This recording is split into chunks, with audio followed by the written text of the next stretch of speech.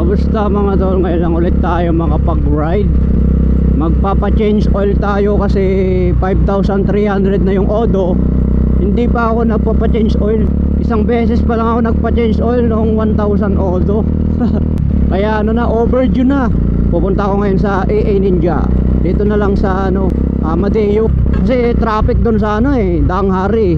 May branch sila dito sa Amadeo, kaya dito tayo. May gasoline station na naman, no? Tapos ito yung Daang Kalak. Pag natapos yan, mapabilis ang biyahe natin papuntang Laguna. Matagal na rin nung huling gawa ko ng video sa motor.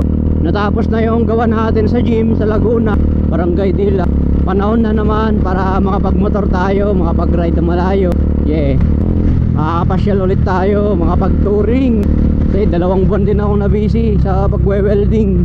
Ngayon mayroon pa akong 4 na ginagawang bench. Kasi papalitan ko yung mga bench sa gym ko.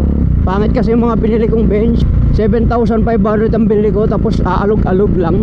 Lugi ang pera. Kaya nagka-interesado ako mag-welding para maka-assemble ng mga bench, kahit bench lang.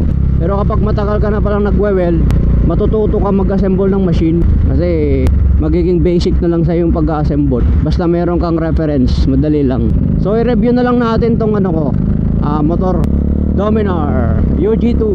So as of now, siguro megit 6 months na sa akin. Wala pa akong nakitang wala pang issue, wala pang sira. Yung vibration, madalas tinatanong kung ma-vibrate ba. Hindi naman siya ma-vibrate. Ano lang siya, sakto lang. Kasi single cylinder siya. Pag binirit mo, sakto lang. Pero kapag may gloves ka, nawawala ang vibration. Saka hindi vibrate yung nararamdaman ko siya. Siyempre pag umaandar yung makina, yung part, sakto lang talaga, normal. So pangalawang tinatanong kung kamusta yung performance. Okay naman yung performance niya, 400cc. 400cc, ibig sabihin huwag tayo mag-expect ng sobrang lakas, sobrang bilis. Tama lang. Yung fuel efficiency niya, yun ang maganda. Kasi kahit pabalik-balik ako ng Laguna, Cavite to Laguna, matipid sa gas. Nakakadaan tayo ng expressway, nakakatipid tayo sa gas. Marami nagsasabi pag big bike daw, di mo na problemahin ang gas. Depende yun sa travel mo.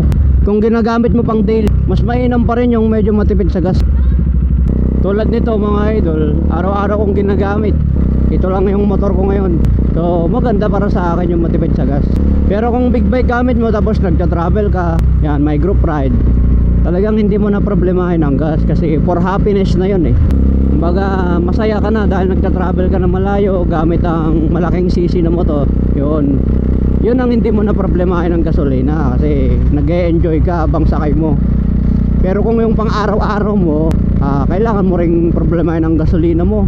Kasi ang bawat sentimo, pinagpapagura natin yan. Pinagpupuyatan natin para kumita. Parang mas mag-e-enjoy na ako sa adventure bike. Ang gusto kong kunin yung Tracer 900 GT ng Yamaha. Yan. Kung may budget lang, mag-big bike, mag-Tracer 900 GT ako. Kasi maganda na sound, 3 cylinder, pang adventure pa. Tapos panalo pa sa specs. Relax. Malaking bagay kasi yung relax Sa tagal ko lang nagmumotor, malaking bagay talaga yung relax ang positioning. Kasi kahit malayo yung biyahe, relax ba? Pagdating mo, relax pa rin yung katawan mo. Lalo dito sa atin, sobra traffic. Kaya advantage yung relax ang positioning. Kahit ma-traffic ka, relax pa rin. So ano pa ang pwede kong ma-share tungkol sa Dominar UG2 sa mga nagbabalak bumili? Wala naman na akong pwedeng ma-share. Wala pa kasi akong nakikitang issue Yung clutch niya malambot, yung throttle niya sakto lang, katamtaman. Naka-cable kasi siya, kaya pag cable kasi medyo hindi katulad sa sensor lang malambot. Kaya kung galing ka sa sensor na throttle tapos gagamit ka nito, medyo mas matigas siya konti. Pero sakto lang, tama lang mapaglalaruan naman. Pag nagka-clash nga ako, parang clashless lang lambot. Sarap. Kahit pag nagda-downshift tayo, lambot lang. Smooth. Hindi siya nagba-vibrate, hindi ma-vibrate yung makina pag nag-downshift tayo. Smooth lang siya. Kaya gusto ko yung engine nito Yung tambutso natin, 2 brother. Maalala ko yung panahon na nagtatrabaho dito, gigising ka ng maaga, tapos puyat-puyat lagi.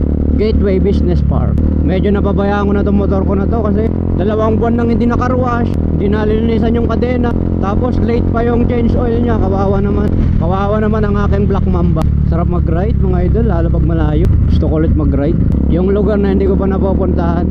Kasi kung Ilocos, Bicol gusto ko, sa Sorsogon hindi ko pa napuntahan eh. Hanggang Albay lang ako. Pag magbe-Bicol ulit ako, diretso na ako ng Sorsogon.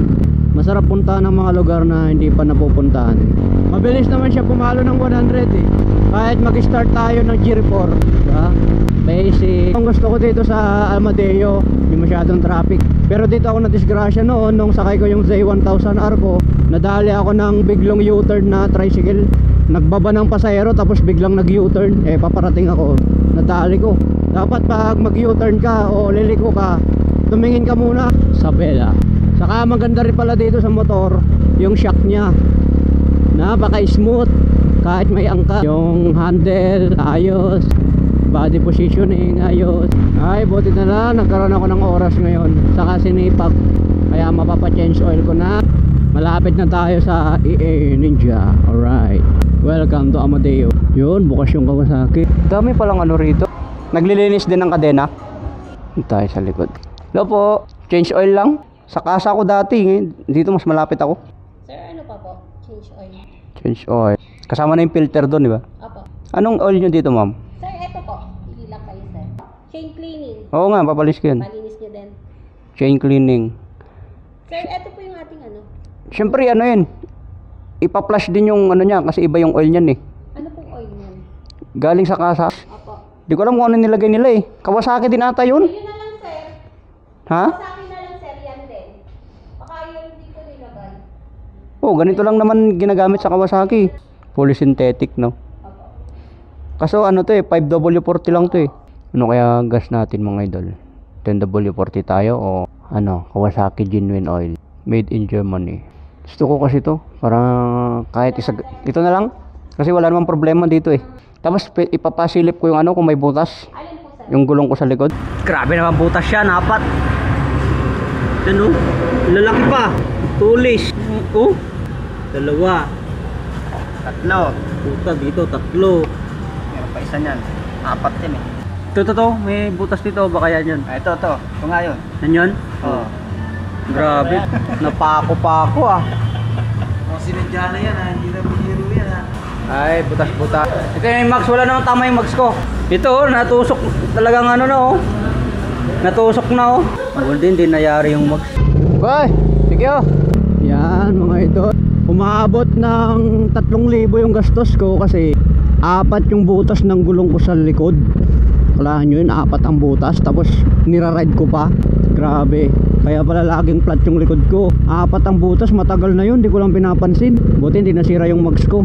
Mura lang kasi ang oil nito. Kasi 1.4 liter lang ang oil niya.